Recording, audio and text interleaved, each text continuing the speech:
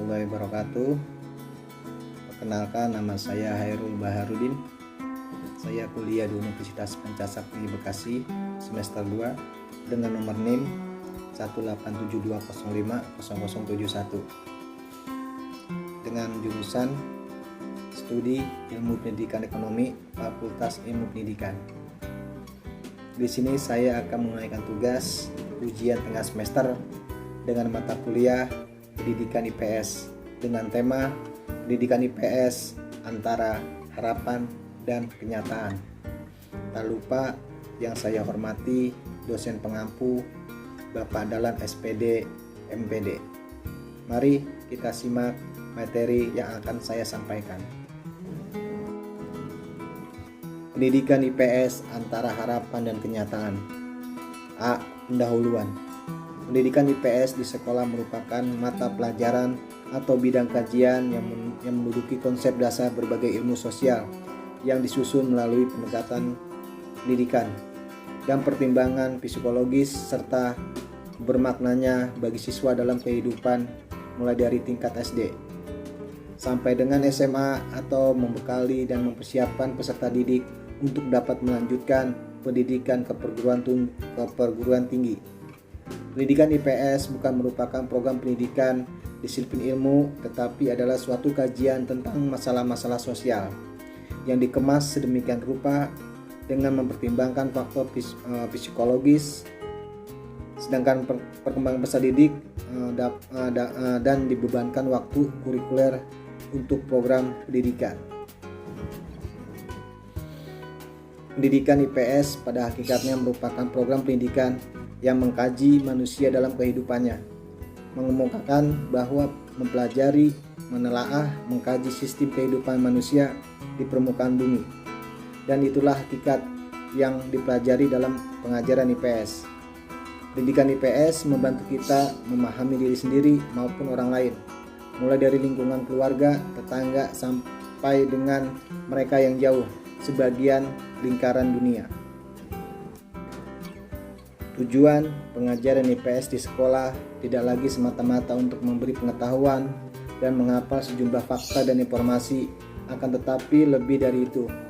Ada beberapa pendapat mengenai tujuan pengajaran IPS di sekolah, yaitu pertama, mendidik para siswa untuk memahami secara umum ilmu ekonomi, politik, hukum, sosiologi, dan pengetahuan sosial lainnya. Yang kedua, menumbuhkan warga negara yang baik. Yang ketiga, membimbing atau membina siswa yang akan meneruskan pendidikan ke universitas maupun yang akan terjun langsung ke masyarakat. Jati diri pendidikan IPS menurut Sumantri dalam buku Menggagas Pembaruan Pendidikan IPS 2001 halaman 207. Yang pertama, adanya hubungan interdisipliner dan atau transdisipliner antara disiplin ilmu pendidikan dan ilmu-ilmu sosial dan humaniora, bahkan dengan ilmu teknologi, seni, dan agama. Yang kedua, hubungan antara disiplin yang disebabkan adanya kebutuhan dan penggunaan, yaitu kepentingan pendidikan sebagai enpes knowledge. Yang ketiga, proses pendekatan antar disiplin merupakan seleksi dari ilmu-ilmu sosial humaniora untuk tujuan pendidikan. Yang keempat, bahan pendidikan diorganisasikan dan disajikan secara ilmiah dan fisiologis untuk tujuan pendidikan. B. Kenyataan pendidikan IPS. Kenyataan dalam pendidikan IPS adalah ketidakpastian karena terjadi perbedaan pandangan manusia dan menyikapi berbagai masalah yang dihadapinya, termasuk di dalam para penggama teori kondisi seperti ini membingungkan, apalagi mereka yang kurang atau tidak memahami hakikatnya, tujuan dan jati diri pendidikan IPS itu.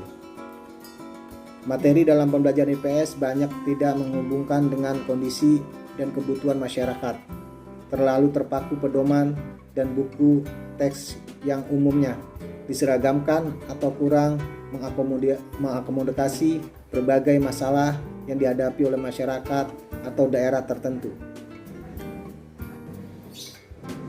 Harapan dalam pendidikan IPS.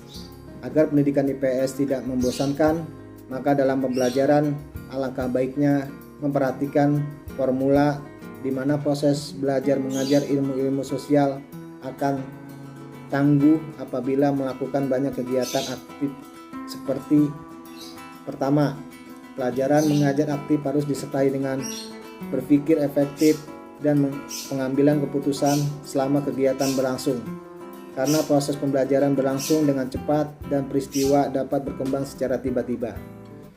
Yang kedua, melalui proses belajar yang aktif, siswa lebih mudah mengembangkan dan memahami pengetahuan baru mereka.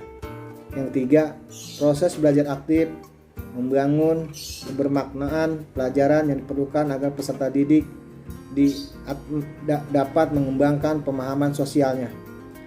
Yang keempat, peranan guru secara bertahap bergeser dari berbagai sumber pengetahuan atau model kepada peranan yang tidak menonjol untuk mendorong siswa agar mandiri dan disiplin. Yang kelima, proses belajar mengajar ilmu sosial yang tangguh menekankan proses pembelajaran dengan kegiatan aktif di lapangan untuk mempelajari kehidupan nyata dengan menggunakan bahan keterampilan yang ada di lapangan. Guru-guru yang berbudaya egaliter biasanya menggunakan sebagian waktunya dalam kelas dengan mendengarkan para siswanya berbicara, menyampaikan gagasan atau berdiskusi, menempatkan semua pihak dalam posisi equal, sederajat. Dalam posisi yang demikian itu, pengetahuan dapat dikonstruksikan melalui proses dialog semua pihak yang terkait, sehingga materi pembelajaran dapat terus berkembang sesuai perkembangan pengetahuan dan pengalaman seluruh komponen dalam pembelajaran. Dan inilah Bapak pahlawan kita, Bapak Muhammad Hatta berkata, beliau mengatakan, dalam memelihara dan memajukan ilmu, karakterlah yang terutama, bukan kecerdasan. Kurang kecerdasan dapat diisi, tapi kurang karakter sukar memenuhi. Demikianlah materi tugas yang saya sampaikan. Mungkin terlalu singkat dan mungkin masih banyak kesalahan kekurangan. Saya mohon maaf yang sebesar-besarnya, karena yang benar datangnya hanya pada Allah Subhanahu wa taala dan saya yang salah pada diri saya sendiri. Saya mohon maaf, semoga bermanfaat untuk semuanya. Terima kasih. Wassalamualaikum warahmatullahi wabarakatuh.